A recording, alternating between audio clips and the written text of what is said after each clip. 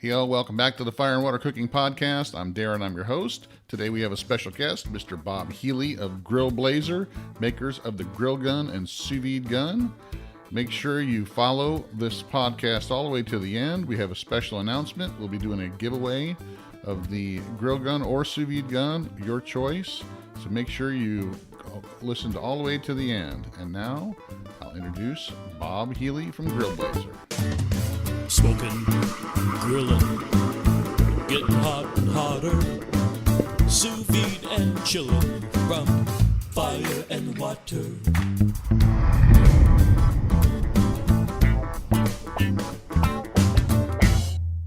Hey, all, I want to introduce you to a company I just started working with, Fresh Jack's Organic Spices out of Jacksonville, Florida. They're a small, family-run company that's fast-growing. I've tried a bunch of their different seasoning blends and spices, and I can tell you they're all fresh, all organic. None of them contain artificial flavors or sweeteners. None of them have anti-caking agents or preservatives. They all taste like they were just made for you yesterday. Check them out, guys. They're on Amazon in the link below. They have different sample packs, different blends. Like I said, they also have the individual seasonings and spices as well. Fresh Jack's Organic Spices. Check them out, guys. I love them. Welcome back to the Fire and Water Cooking Podcast. I'm Darren. I'm your host. Of course, today we got a special guest. He's been on the podcast before, and just not on the video side. He's been on with Troy Smith, T-Roy Cooks. We introduced Bob Healy back when the GrillGun was just being released on a Kickstarter. So Bob Healy is the owner of GrillBlazer, which makes the GrillGun and Su-VGun. Welcome, Bob. Why don't you introduce yourself? Hey, Darren, thanks very much for having me on the show. I am, as you said, Bob Healy, and I am the founder of GrillBlazer and the inventor, the developer of the high-powered torches that I call the GrillGun and the Su-VGun. And I'm an engineer by training. My background is product development of all different kinds, and I kind of got tired of working for other people, and I thought I should start my own company and do something I enjoy. And I enjoy charcoal grilling, and I enjoy cooking meat, sous vide, and it just seemed like the perfect thing to do to develop the perfect torch to be able to do that with. So that's how it all started. And because I have been in business, run my own business and run other businesses, I figured might as well do it for myself and start something entirely new from the ground up. So that's where it came from. So you were an engineer. What type of engineer were you? I mean, did you work for a company developing products? Did you a civil engineer? What did you do for a living? Well, training, college was electrical engineering. So I spent quite a bit of time developing consumer products. And initially, right out of college, I worked for a fishing company called Lowrance Electronics. I don't know if you've ever heard of them before, but they make fish finders. And so I was one of right out of college, I was a design engineer, a manufacturing engineer first, and then design engineer working for them, building. Actually, I was the developer of the very first LCD fish finder that Lowrance came out with. And one thing led to another, and I left that company, started my own company called Design Electronics, where I did more product development, and then built another company called Pinpoint, where we did high-tech trolling motors. And I was the principal engineer really in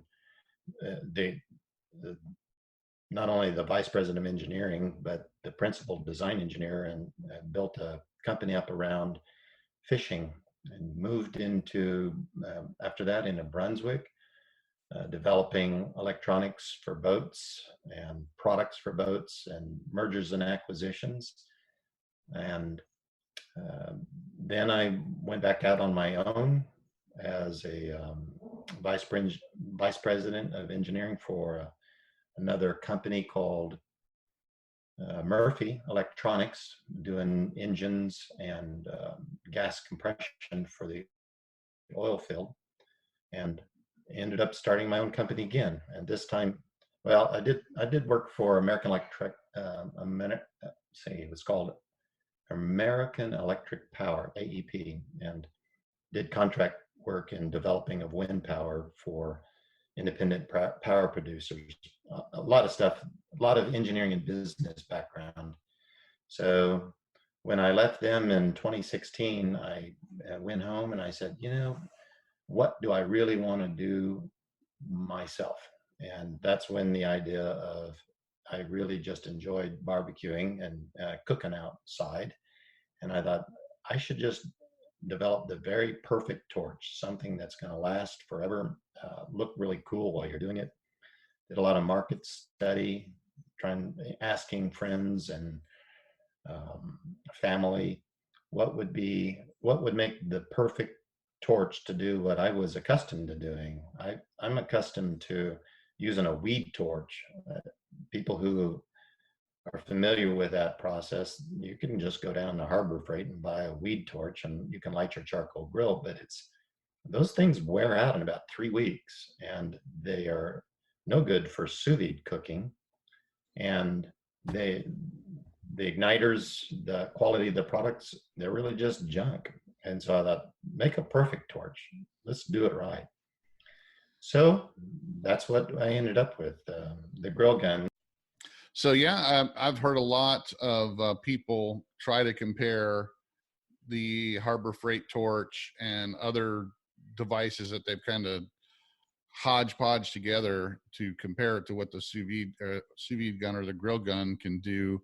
But I've seen them both, and I can tell you there is a big difference. And you're right. There's no comparison to the quality of what you put together and what you designed with all of the functionality and the safety precautions that are in it than a $20 Harbor Freight, weed burner torch. I mean, if people want to pay that, $20 and have something that's only going to last them a couple months and not do an efficient job and, be very unsafe, you're always going to have those people. But I was one of the first ones to see the grill gun in, working when I saw one of Troy's videos, T. Roy Cooks, Troy Smith.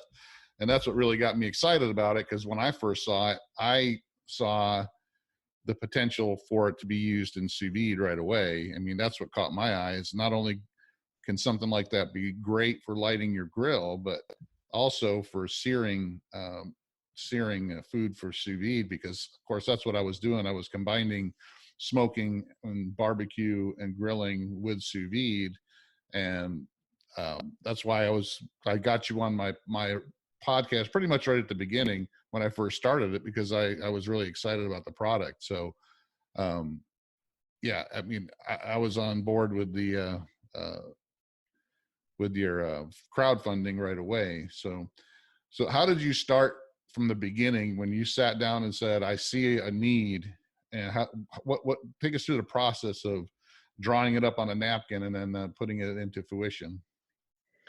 Yeah, it was interesting because the idea of the grill gun has never been done before.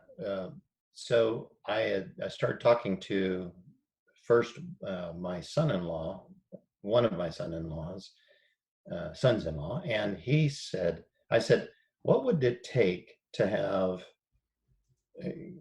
a torch that people would want to buy? Because the whole weed torch idea has been around for decades. People light charcoal and wood with torches all of the time. But I have cooked on charcoal grills and lit grills in front of friends and with company, and everybody just think it's just kind of odd. It's like they see me do it and they just don't run down to Harbor Freight or go online and buy a torch to do the same thing. And so I started out by saying, what would it take? So I envisioned, maybe because those online torches are so inexpensive, I figured it's just the idea is bend something up that works and it's sort of ergonomic. and it would actually function. Let me see if I can demonstrate it here in front of the camera, where you can hold it in your hand, whatever it is. I didn't know it looked like a gun at the time. Hold it in your hand and aim it at the grill and have it be comfortable. Instead of a weed torch, which is a big long pole that you kind of have to hold up in the air and point down at your grill in order to get it lit up. And so it was determined right then it was going to have to look like a pistol of some sort. So I decided, all right, well, what kind of pistol would it look like? Would it be a ray gun? You know, just the whole idea of throwing out pistol designs. And so in a very short time, my son-in-law and my youngest son and my middle son, they all said, it needs to look like your pistol. And so I thought, well, how am I going to find that? And I started looking at torch manufacturers and calling them from all around the world. And nobody had anything that looked like a pistol or that would operate that way. And so so that was in June of 2015. Yeah, 2016. Sorry, June of not even June, December of 2016. I was thinking, all right, what needs to be done isn't done by anybody. So I'm an engineer, and I've always hired engineers to do cool stuff. Might as well teach myself to do it too. So I bought a piece of software called SolidWorks. It's 3D modeling software, and I taught myself to use it. And I got my my 38 semi-automatic pistol out and laid it on the counter in front of me and started modeling it. And when I got something that looked sort of like a pistol, it took me probably, I want to say 3 months of first teaching myself to do the software and then building a model around it, and then actually creating a product that one day in April, I guess it was, of 2018, I walked out into the room and I showed it to my wife, and she said, I think you actually have something there that people will buy. And I fired it up, and it was just cool.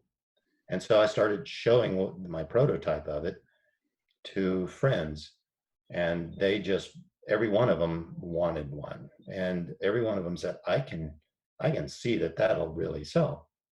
And it's so much different than just a piece of bent aluminum or steel, in that I made sure that when I put it together, I started with a list of everything that it had to have in it. And I didn't know how to get those things in there. I just knew that those were the functions that they need to have. One of them, for instance, is it always has to light. So when you buy an piezoelectric starting torch, they will light for a good 2 weeks before they burn up, and then they're really no good anymore. And that's what you get when you pay $40 or $50 for a torch. They're just a piece of garbage, and they're almost throwaway, and people are used to that.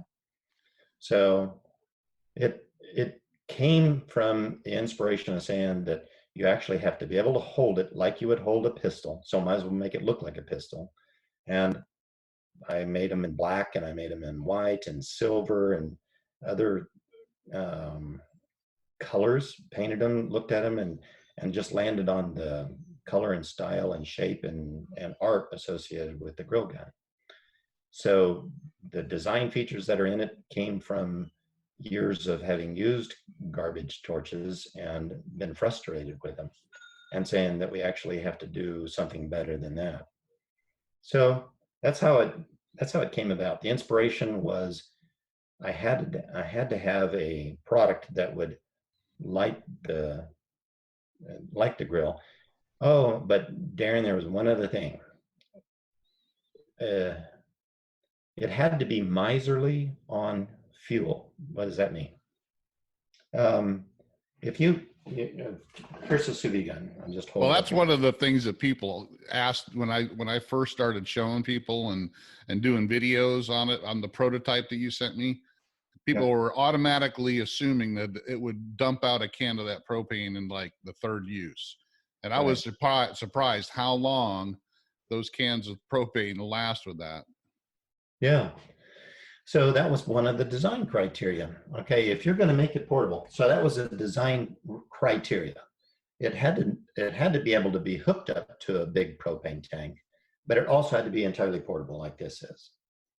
And so I had to do research and figure out, all right, what does it take to keep from dumping one of those cans out? Because if you put a 500 or 400,000 BTU torch, you know the cheap torches out there, it's just got such a huge output orifice that it needs a ton of propane to make it work. So you can get the kind of heat that this generates, but you do it through using so much propane that you maybe get 30 seconds runtime on it before the can freezes over.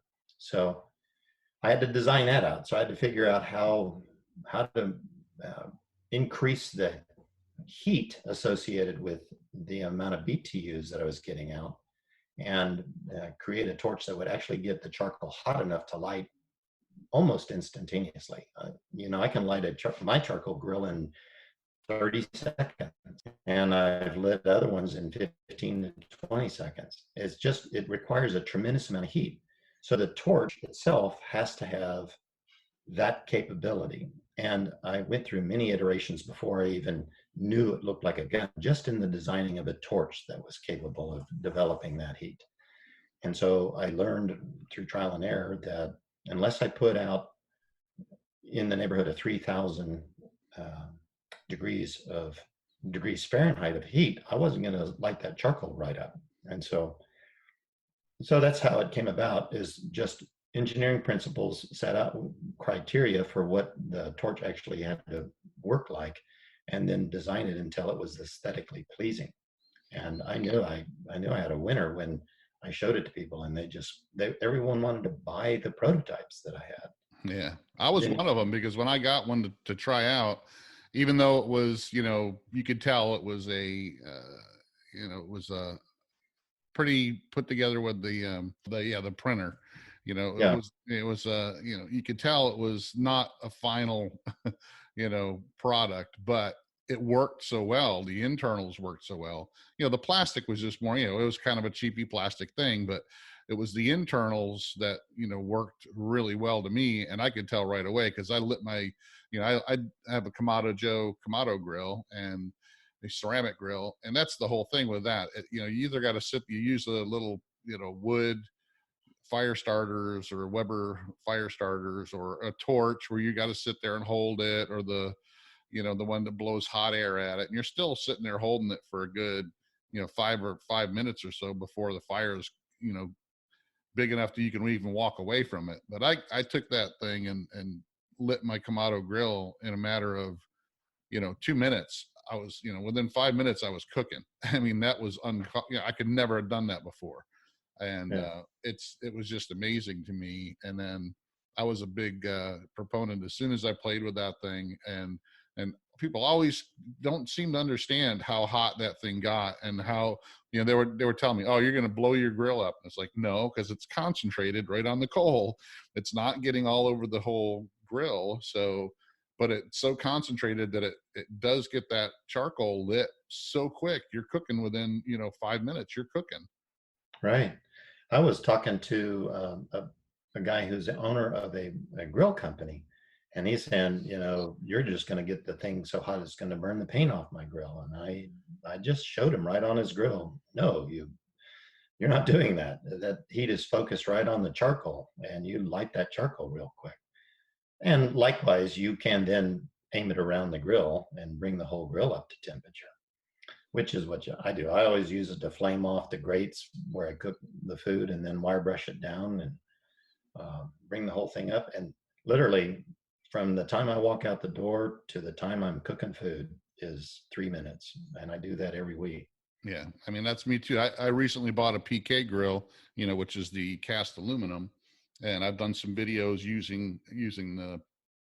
Actually, I use the sous-vide gun more than the grill gun because it's smaller and a little bit more compact, so it's easier for me to grab and just use it. And I stand back a little farther on some of the lump charcoal that sparks, but I mean people just say, "Oh, you're going to blow your grill up." It's like, no, you don't understand. It's concentrated right on that charcoal. You know, those grills can take 8 to 900 degrees Fahrenheit, on a consistent basis. So it's not getting up to that. The charcoal is getting all the full brunt of that, the BTU. So, and I'm literally within 2 minutes I'm cooking. I do the same thing. I clean the grates off, with the flame, scrape it a little bit, and then I just light the charcoal and I'm cooking. It's just, it's a wonderful thing. And people really, until they get them, they don't really understand how powerful these things are. And I've actually done a couple of videos showing people sous videing and then, using the sous vide gun to sear. And I've done it in the house. I do it on a pan, but they always kind of, you're going to burn your house down. It's like, it's concentrated. It's just like taking a Searsall, except you got a lot more power than a Searsall. So. Right. I've seen your videos, Darren, and I think it's really good. I don't use a grate and a pan like you do. I use a ceramic stone. Mm-hmm.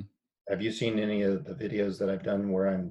Yeah, and I tell people you can do that as well. I just tell them don't try to do it on a cutting board or Right, make sure you're being smart about it, but don't do it on top of a stove. I mean, just do it. Just you got to be smart. You can't throw the thing all around and just make sure that the fire's within that pan. So but I don't do that a lot anyway. I do most of my searing outside, but I did it mostly just to show people you can use those inside. yeah. They are powerful, but they especially the sous vide gun, it's more concentrated, so you can control it. You can control it with the knob and the handle, so just like you, I've seen some of your videos when you use it for sous vide. I use the control on the knob more than I do, the full blast on the handle, so. Yeah, when you're inside, you need to be using the knob because well, you can do it both ways. I'll do it both ways inside. And I'm more comfortable using the pulse grip on that to give it full force because I am shooting it at a ceramic stone. Right. If I shoot it into a pan, it's going to fold back on me, and I don't want that. So why don't you hold the grill gun up and just kind of walk through, from toe to tip and just kind of point through what it is. Just so for those who haven't seen one, make sure you check out my videos on my YouTube channel if you haven't seen the grill gun, because I have several. I've done demos of it, even the prototype, but I've got several where I use it to light my grills as well. Go ahead, Bob. Just kind of walk through the whole thing. So here's a grill gun. Somebody decided to call it plays music. Sorry about that. That's all right. Someone else had to call. So here we go. This is the grill gun. And this is the sous-vide gun. You can see here, I'll set it this way so you can see it's shorter. Right there. Yep, a little more compact. Yep, it's the same size handle. I mean, the gun handle themselves are the same. One says sous-vide gun, one says grill gun. But the substantial difference between the two visually is the length of the barrel, and then if you look at the front of them, they look different. The sous-vide gun right here has what I call a focusing plate right in front. And the grill gun doesn't. It doesn't have that. And I've had some people actually, sorry about that. Some people ask me, can I make both of them, can I modify the sous-vide gun somehow in order to make it do a grill gun? And the answer is no. They really are designed for two different purposes. And I'll just use the sous-vide gun and talk about that here. Here's a picture of it. So from tip to toe right here, the front of it, the fire bell itself, to the fuel can that's connected to the gun on the bottom here. It's a torch that has two different valves on it. So it gets its fuel from the propane tank, and this knob right here on top, if you turn it, you're going to get gas flowing through the gun. And if you pull this finger trigger right here, you'll get a clicking sound. It's like, firing the bullet, but there's no bullet. All it does is it creates a spark here inside the fire bell. So if you turn on the gas like this, and you pull the trigger, you get fire, just like that. And that's just down very low. And what's really unique about the Su-VGun is how low the fire is and how pure it's burning. You can see that it's just a pure blue flame. And if I turn it way up, it's just much more pure blue flame. And then this handle right here is a squeeze handle, and you squeeze it like this with your hand, squeeze the handle, it'll throw the fire right out. So the design of the Su-VGun is to create as hot a flame as you can get coming out of here, because that's the purpose of searing your meat. It's not a long flame. It's only about 16 inches long from the time it exits the bell to the end of the flame. Now, don't put your hand here because it's really hot. It's about 3,000 degrees right there. But the grill gun is another almost foot longer. So it uses more fuel. The grill gun uses more fuel, about a third more fuel in the same amount of time as the Su-VGun does. And the Su-VGun has this focusing plate in order to do two things. One of them is to create a narrow focused flame front that if you're searing meat, you're sort of painting with it, if you will. And you can direct the flame exactly where on the meat you want it to go. The grill gun is so much more fire coming out of it that you can't use it indoors. If you do, you're gonna catch your house on fire, and that's not a good thing, right?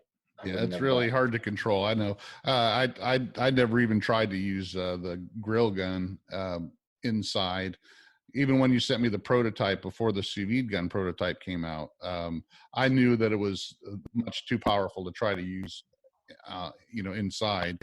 But it was perfect for putting on top of your grill grates and searing. So yeah, you put a steak out there on your grill grates and you use the grill gun, you're going to throw a ton of heat. And actually, everybody, if you haven't seen Darren's videos on the comparison of the grill gun and the Su-VGun, I guess it was the grill gun and the TS8000. I did one against all three too. I did one with the Su-VGun, the grill gun, and the TS8000. So here, I'll fire this one up and you can see how it's not as blue. It's got yellow flame. It's because it's not as clean on the low end. But then when you turn it up, it really starts to roar. So, yeah. And so the big difference in the grill gun and the Su-VGun is that when you are out on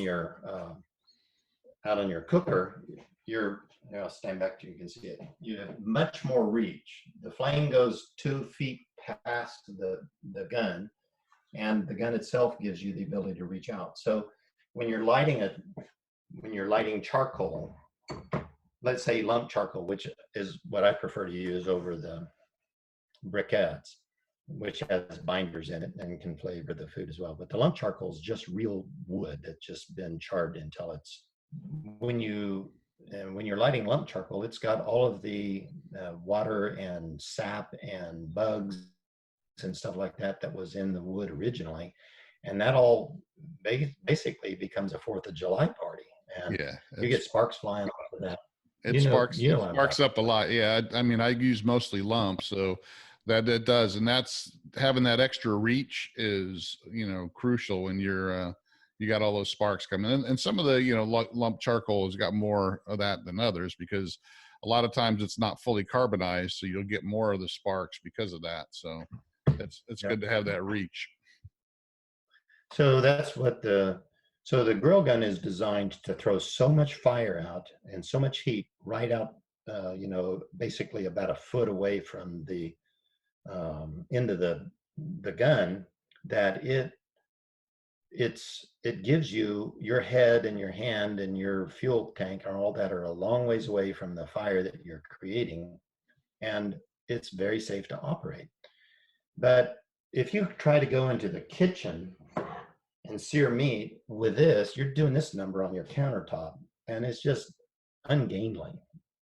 Whereas if you're using a sous-vide and you're at your countertop, you're holding it down, the bell's the same thing. It's now very manageable to sear your meat, whether you're on the grill or you're in the house on a cooking stone or a grill grate of some sort. Yeah. So, Hey, all, this is Darren, and I want to take a minute to talk to you about Masterclass. I just signed up for Masterclass, and I can tell you what, it's well worth it. Masterclass is where you can learn how to cook from Gordon Ramsay, you can learn how to sous vide from Thomas Keller, you can learn how to make Texas barbecue from Aaron Franklin himself. All these classes are available on Masterclass, plus many more. Masterclass has great video content, interactive assignments, social interaction with the Masterclass community, all for just one fee. You can either buy each individual class for $90 each, or you can sign up for the annual pass, which gives you access to all their classes for just $180. And that's what I signed up for. Check it out, guys. Masterclass has some of the best online training you can find. Check it out, guys, in the link below. Masterclass, amazing. Now on to the show. I get people all the time that will ask me, which one should I buy? Because, some people don't want to have both because, that's double the expense. But, and I always tell them it depends on what you do more of, lighting your grill or searing sous vide. If it's where you light your grill a lot more than you sear with the torch, then get the grill gun, and then just when you want to use it to sear, put it out on your grill and sear it out there. If you cook more indoors, sous vide, and you sear inside more, then get the sous vide gun, because you can always light your grill with it. It's just you got to hold your arm a little bit farther. So right. Yeah. Yeah. I had a guy just today, almost not a week goes by that I don't have two or three people ask me that same question there. They always want to know, well, I can't afford to buy both of them. Although honestly, the most popular one is the sous vide gun, followed by the combination, Yeah. because people either want both of them, they recognize that they're best of both worlds, or they really are. There's just a lot more cooks in this world than there are people that barbecue or charcoal grill. I mean, just if you think about it, everybody cooks, and sous vide is so popular. Sous vide cooking is such a great way to fix food that it's a natural thing that I'm going to sell more sous vide guns than I would grill guns. But right behind the sale of sous vide guns is the sale of the combos, because people recognize that they're not the same, even though they look very similar. They really don't do one another's job the best. So Yeah. And I think a lot of times too, you probably have more buying the sous vide gun, because the sous vide gun is it's a lot more different than that Harbor Freight cheap thing that a lot of the barbecue guys use already. And, they don't want to spend more money. They say, well, I'll buy 10, Harbor Freight ones. If they're just using it to light their grill, they'll do that. But the people that are using it for sous vide they're not going to drag that big Harbor Freight thing around where you have to tie it to a 30-gallon, propane tank. And then, it might break on you and all that. The sous vide gun makes a lot more sense for people that are going to use it for sous vide for sure, and also light their gun. But like you said, they're both purpose driven, but you can use them both for both. But it's just, I always tell people, whatever you're going to use it the most for, buy that one, because you can do both with it. But if you're going to be inside searing most of the time with it, get the smaller one, because it's a lot more flexible in that sense. So Yeah, you can throw either of them into your trunk and go on a camp out or go to the lake. And they're Right. just really, really convenient. If I'm an outdoors person, I love, camping. I like going to the lake. The grill gun, you don't just have to use it to light your charcoal. You can take it there. I live on a farm. I have an incinerator. I light my incinerator. I just went through pasture burning this about 2 months ago for this spring. It, um, I have got a whole list of things that I use a torch for Oh yeah. instead. Fireplace, fire pits, just about anything you need to light fire with. I mean, the thing is great. I mean, so so we saw both of the products now, and people who didn't know them were kind of intrigued. I want to get into now how this all came about, because you designed it. We kind of touched on how you put the prototypes together. What made you look at crowdfunding? And let's talk about your experience using Kickstarter and Indiegogo, because I've seen several products. Some of them have been successful, some of them have failed. It just seems like some of them have been a really long process, like the meter thermometer. They had a big long wait of when they first started their Kickstarter to when they finally started delivering product. So let's talk about that a little bit, because you were baptized by fire, literally, no pun intended. Yeah. So when it my background again is in engineering and in business, and so I had a product and I had a manufacturer that I could use to make it, but nobody's ever seen something like this before. And the big question is would it sell? And even though they would say to themselves, I'd buy one, that's not a justification for a bank or for investment capitalist of any sort to pony up enough money to be able to go into manufacturing. So if I were doing something that had to do with IP or a medical device, money would just be readily available for something new like that. But something like the grill gun, I could not land the extensive amount of money that I had to have in order to actually build a low, even though you might think that this is expensive at about $140 for the set, it's it's cheaper than like a combination of a TS8000 and a Sears altogether. It's far better machine, and yet um, it has to be manufactured in high volume in order to be able to get the costs down. You have to scale it right out of the chute.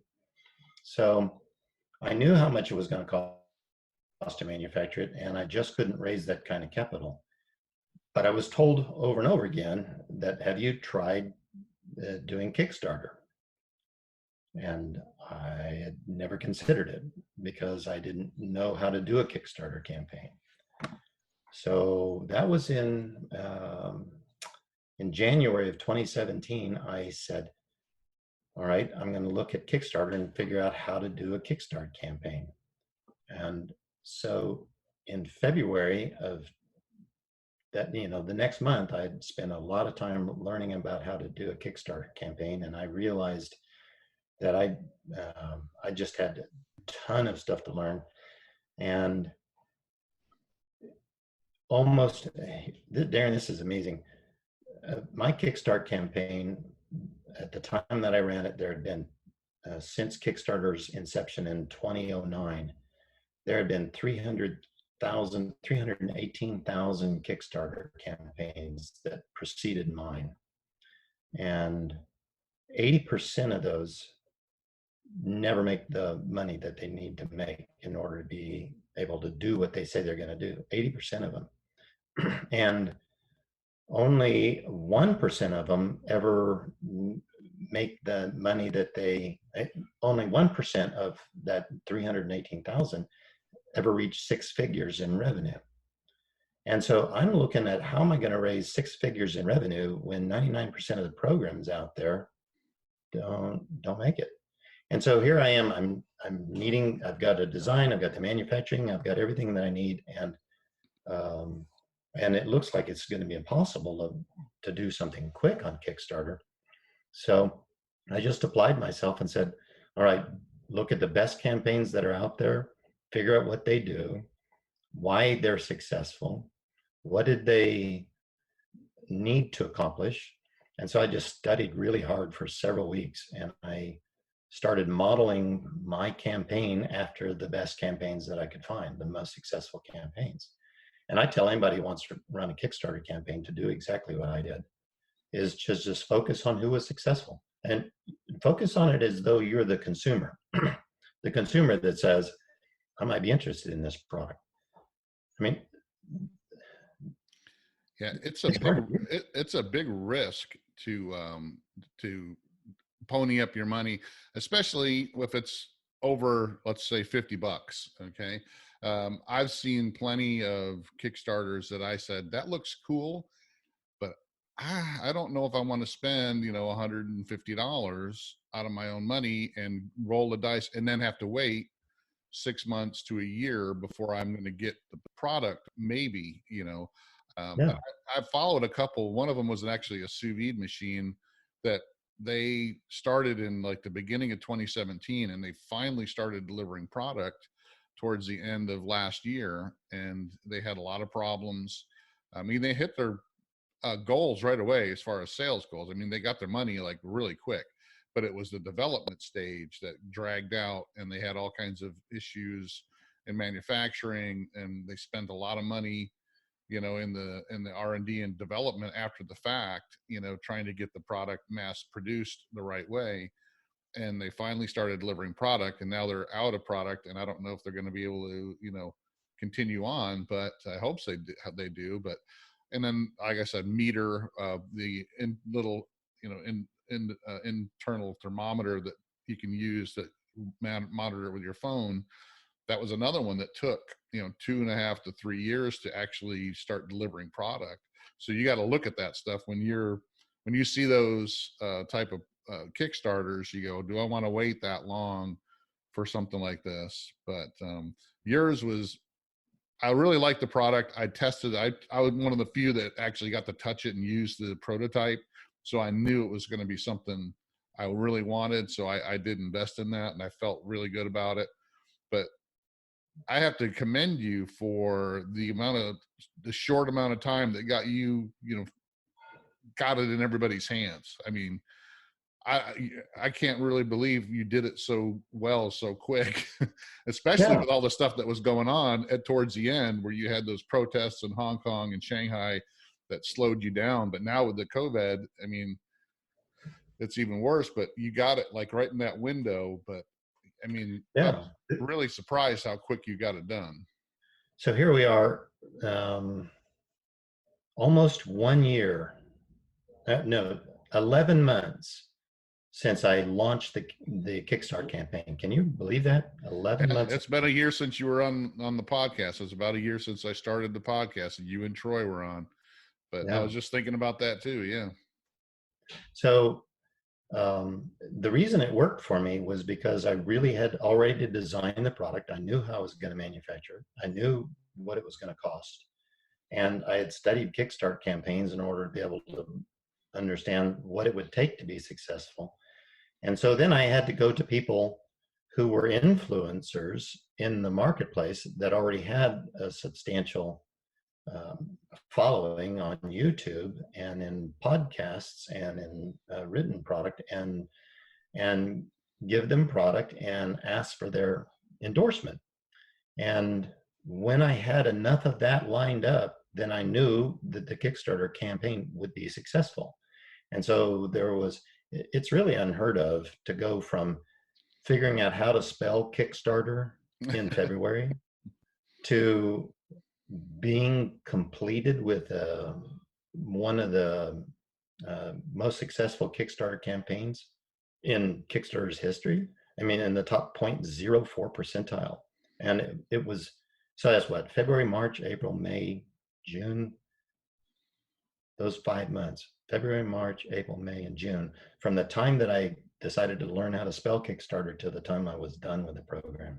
And it really just goes, it's a testament to the quality of the people, including you, who helped show the prototypes to the public.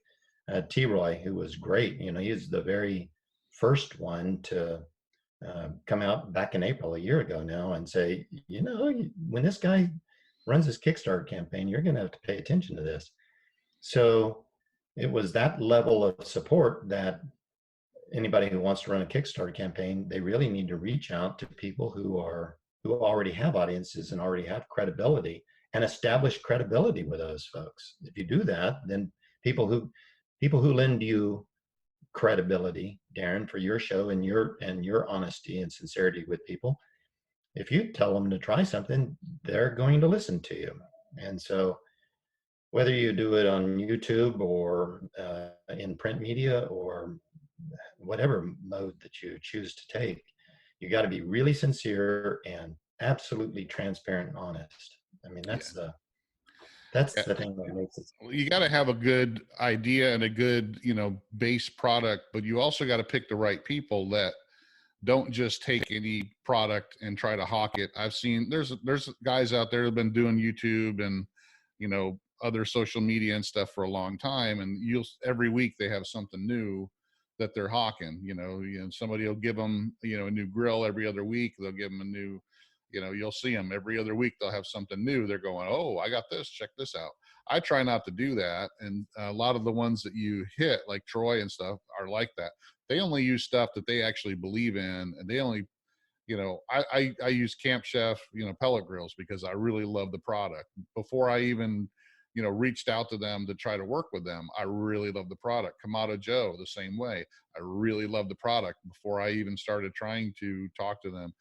You know, that's how I work. I don't just take things. So the people that follow me and that follow Guga and Troy and some of the others that you reached out to know that it's not just about promoting product because I got a free thing this week. It's because we really believe it, and we can actually, I can show somebody the whole benefits. And I get comments all the time on my videos, and when I do a review of something, people go, you go into detail, you explain why you like it. It's not just a Ford versus Chevy thing. I like it because it's this, you know, because it says Camp Chef on it. You know, I actually go into the whole reasons and why it's a better product. So, but yeah, and the GrillGun Su-VGun definitely is top notch.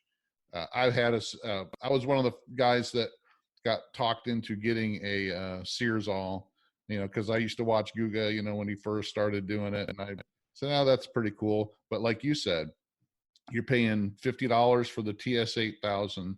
You're paying $75 for the Searsall, just a little attachment, and it has no power to it. It takes you still 15 minutes to sear a steak, you know. So Right, you demonstrated in one of your videos how you can sear a steak, and I think it was 15 seconds. You know. yeah, exactly. Early And on. I got that 7 minutes. Searsall. I got the Searsall, and I think I used it 3 times, and I'm like, why'd I just spend $100 on this thing, you know? Yeah. But I've never had that feeling with the Su-VGun or the GrillGun. I mean, it works. It does exactly what it's supposed to. It's super powerful. It's well built. It's going to last me a long time, and it looks cool. Yeah. I was talking to one guy, an attorney that I was interviewing to see whether or not I wanted to have him on my team. And so he was holding it and he was looking at it, and I said, would you buy one of these? And he said, absolutely, I would. And I said, okay, well, if I make it pink and kind of look like a Bic Reach, would you buy one? And he said, no. And I said, well, why not? And he says, because I think the gun looks cool. And that's just it. I mean, it's kind of a man toy, but I'm really surprised at how many women buy these. And it's just because it's the most effective tool that you can buy. I mean, anything that you want, creme brulee. If you have any needs that you would use a culinary torch for, it's the same thing. I was showing you how you can turn the flame way down. You don't have to have it run full blast just because you can. Right. Yeah. And I used to, when I first started doing some of the comparison videos and stuff for you, you know, people would always say, why does it have to look like a gun? You know, they get the people, they just get scared because it looks like a gun. And I kept telling, it's the functionality of it. It's, you know, it looks like a gun because the shape of a gun, it's utilitarian. It does, you know, it shapes your hand just right. It's angled just right. That's why a gun is shaped the way the gun is shaped. So that's why the grill gun works so good, because of the way it's shaped into your hands. And you got the trigger on the bottom on the handle. I mean, it's a pretty much a no-brainer design. It needs to be designed that way to look like a gun. I mean, it can't look like a flower. It can't look like a, you know, you know, it can't look like anything else because of the functionality of it. And one thing here, I'll show everybody that's looking at it. Right now, this has got all this weight out in front. So you're kind of holding it up in with your hand, holding all this weight up. It's light to begin with. It's not heavy, but the weight's out front. And in the grill gun, there's more weight out front. It's harder to hold it up. But when you put this bottle on the bottom of it here, it changes the center of gravity and puts it back in your hand and allows it to naturally angle down the way you would use it to light a grill. So the ergonomics associated with it, it's just as you're saying, it needs to be that shape. If it's not that shape, then it's not going to be functional. And if it is that shape, then make it look like something that is that shape. Right. Yeah. Just, and I don't know why people get, you know, that stuck in their head that, you know, why does it gotta, you know, what difference does it make? What it looks like? It functions. It does what it's supposed to do, and it's phenomenal, and it's a high quality product. So you got through the whole Kickstarter. I mean, one of the fastest, you know, from kicking it off to delivering it into people's hands to raising funds. I mean, everything about it went pretty smooth. You know, as far as I could see on my side, it probably, you're pulling your hair out a few times, I'm sure, behind the scenes, but to us that were part of the Kickstarter, it went really smooth, especially, like I said, from some of the other Kickstarter projects that I watched or, you know, I have heard about, you know, problems. But so now that you went through all that, how are the supply lines and all that now with what's going on with the COVID-19 and all the import problems and issues going on? Well, I was fortunate enough to be ahead of the curve. You know, the first container load that I had shipped out of the manufacturer was on the water before anybody knew about COVID, or what was called the coronavirus. And so I got product in about the same time that China was shutting down. And so I was able to fulfill all of the Kickstarter campaigns pledges and keep my promise to those people. There were some delays, and the people that were in the Kickstarter and Indiegogo camps, they understood that, and they were pretty much amazed that the delays were as minimal as they were. To be able to go from startup of manufacturing to product delivered inside of 6 months, they were very happy about. And so I bought the first container load with enough quantity left over to start selling on my website at GrillBlazer.com directly, with more product already being manufactured. And there's another container load on the water right now. It'll be here in a couple of weeks. So I'm not going to have any difficulty in keeping my supplies up, because I went with a really good quality manufacturer, taught them how to do it. I spent 5 weeks in China on 2 different trips over there, developing the supplier, the supply chain, the equipment, the manufacturing processes, turning it into 100%, 100% quality inspected. Everyone that goes out the door is fired up, has a bottle of propane screwed onto it, turned on, fired, checked, just for the final functionality. To say nothing of the automatic testing procedures that go inside, go on inside in the manufacturing, where they're pressured up 3 different times during the stage with just air with very sensitive machines tracking to make sure that it's sealed and it's not going to leak, because I had to make a torch that won't leak. I mean, that's another thing that we didn't talk about is most of those, all of those cheap torches that you can buy, they come with instructions to how to tighten them up and replace this and replace that. I just had to build something that would work and not need to be repaired, except for through a service center. So the supply chain really is, I got it set up before there was this pandemic. Sales on this side are obviously weak right now because people don't have jobs. People are stuck in their homes. But it's a great product from that standpoint because it's the perfect stay-at-home product. What can you do while you're locked up in your house? That the real difference is it's so expensive to make one. People perceive the cost is high. I had one guy today say, why it should be priced at $50. Well, maybe it should be, but it can't be because it costs more than that to make it. Right. Yeah. Oh, Mercedes should only cost $20,000, right? Yeah, if you can get a Mercedes for $20K, go for it. But you're not going to. Right. And so I'm sorry, it's not for everybody, because not everybody can reach out and grab $140 when they don't have a job. And I really do understand that people are hurting. I'm hurting. Everybody is through this. Well, and you're always going to have people, even when they're not hurting, that are going to be those price conscious people, because it's the same people that you have on, I'm on the Kamado Joe, Facebook groups a lot. And, those are, 7, 8, 12, $1,500 grills, and people aren't used to paying, $800 plus for a grill. They can go to Home Depot or Lowe's and buy a cheap, char griller, for, $150, and that's what they compare it to. But it's like comparing a Lamborghini to a Kia Sophia. It's they both drive, but they're totally different things. So, and I tell people that all the time.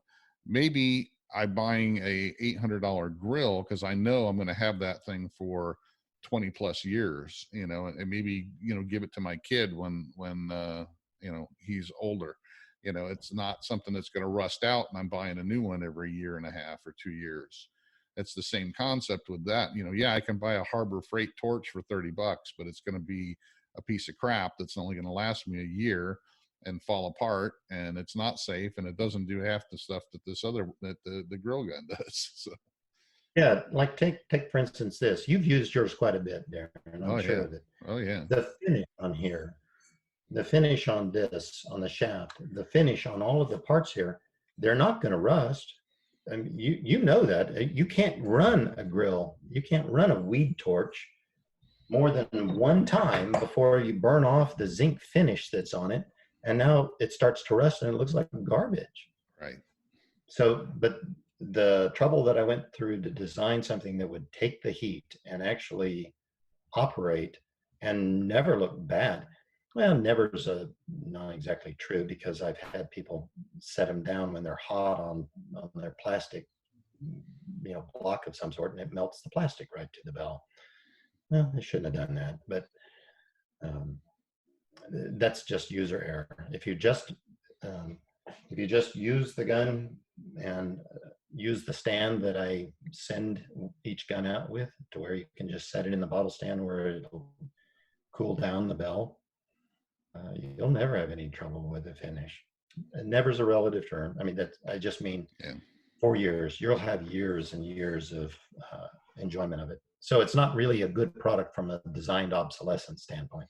Yeah. It makes more sense to sell $20 somethings that people have to buy every 3 months than it does to sell $140 something that you don't have to sell again. But my approach on that was give people high quality, and people will recognize it and reward you for it. They'll enjoy it. They'll tell their friends about it, and they'll love it. And they'll cherish it, and it'll be something that they're going to be proud to own. I mean, how many people are going to be proud to own a crappy, rusty looking weed torch? You know, I wouldn't, that's for sure. Well, Bob, I want to thank you for being on. It's about time for us to wrap it up. I want to make sure everybody goes to grillblazer.com and checks out Bob's website. You can buy the Su-VGun and the grill gun and the combo packs and accessories on grillblazer.com. And you can also check out, he's got links to some of my videos, Guga from Sous Vide Everything, also Troy Smith from T-Roy Cooks, and a few others on there. So showing you can go to my YouTube channel, Fire and Water Cooking, and I've got plenty of videos about the sous vide gun and the grill gun on that as well. You definitely will not be, you'll definitely be impressed with it, and you will not be sorry if you invest in a grill gun or a sous vide gun. They're very high quality. They do exactly what they're supposed to. They're very powerful. There's nothing on the market like them. So anything else you want to add, Bob? Anything else you got coming in the works that you're going to, maybe promote as well? No, not at this time. My focus really is on being able to. I expected by this time to be making some more announcements, but the COVID pandemic has kind of changed the timing on this. So it's a little premature to make any other announcements. I appreciate your giving me the opportunity to do it, but I'm not ready to at this point. I do want to say thank you again, Darren, for having me on and let me talk about this. Well, I want to thank you for letting me be a part of. I want to thank you for letting me be a part of trying it out, and definitely, like I said, when I first got the prototype and started playing with it, it really got me excited, and that I haven't swayed on it. I mean, everything that you've done as far as with the prototype, putting the thing together, the Kickstarter, how the Kickstarter campaign went, I've been 100% impressed. So it's something I know you really care about. You put your all into it, and I have no problem backing somebody that puts everything he's got into something. And I know that's you, Bob. Well, thanks very much. Well, I hope to see you again soon. I hope to see you again soon. Everybody check out grillblazer.com. Check out the GrillGun and Su-VGun. And thanks again, Bob. We'll see you on the next one. I want to thank Bob Healy once again for being on the podcast from GrillBlazer. Make sure you check out the Fire and Water Cooking Facebook page. That is where the information will be on the drawing for the sous-vide gun or grill gun, your choice. We're going to do the drawing on May 10th on Mother's Day at 3 p.m. Eastern Time. So make sure you go to the Fire and Water Cooking page on Facebook, and all the details on how to enter will be there. Also check out the Fire and Water Cooking YouTube channel, because this podcast is now an audio and video podcast. You can find the video episodes there as well. Thanks for listening. I'll see you again on the next Fire and Water Cooking podcast.